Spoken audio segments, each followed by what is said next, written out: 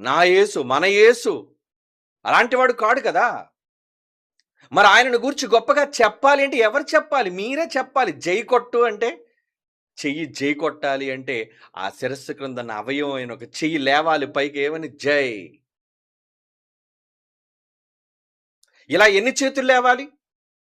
ప్రపంచవ్యాప్తముగా నన్నడుగుతండి every Christian, ప్రతి క్రైస్తవుడు సంఘపరమైన భేదాలు లేకుండా, డినామినేషన్ పరమైన భేదాలు లేకుండా, ప్రాంతీయపరమైన భేదాలు లేకుండా ప్రతి ఒక్కడూ కొట్టాలి జై యేసుకి.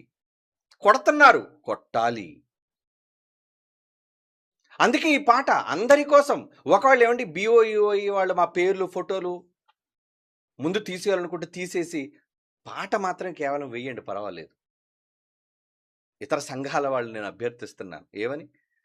మా పేర్లు కనబడవలసిన పని లేదు. మధ్యలో పాటలో ఎక్కడ మా పేర్లు, మా ఫోటోలు రావు. ముందే వస్తాయి. కావలిస్తాయి డిలీట్ చేసేసి, ఎడిట్ చేసేసి, యేసును గూర్చిన ఈ పాట అందరికీ వినిపించండి. ఎందుకంటే ఈ దేశంలో ఒక మతమౌఢ్యం రగులుకుంటుంది. ఎవరెవరికో జై కొట్టాలని ప్రలోభ పెడుతుంది. ఎవరెవరినో మనం కీర్తించాలి అని రెచ్చగొడుతుంది. అలాంటి సమయంలో యేసుక్రీస్తు వారిని గూర్చి, నీవు నమ్మిన రక్షకుని గూర్చి, నీకోసం ప్రాణం పెట్టిన రక్షకుని గూర్చి చెప్పే బాధ్యత ఎవరిది? మనందరిది.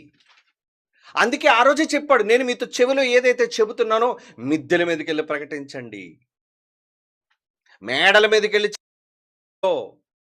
మిద్దెల మీద, ఎత్తు చోట్ల మీ క్రీస్తుని గురించి ప్రకటించండి. మా ఫోటోలు తీసేసినా పర్లేదు, మా ఫోటోలు లేకపోయినా పర్లేదు. మీకు పీహెచ్‌డీ కావాలంటే అందరికీ పంపిస్తాం. కేవలం ఆయన పాట, ఆయన ఫోటో వేసి పెట్టండి చాలు.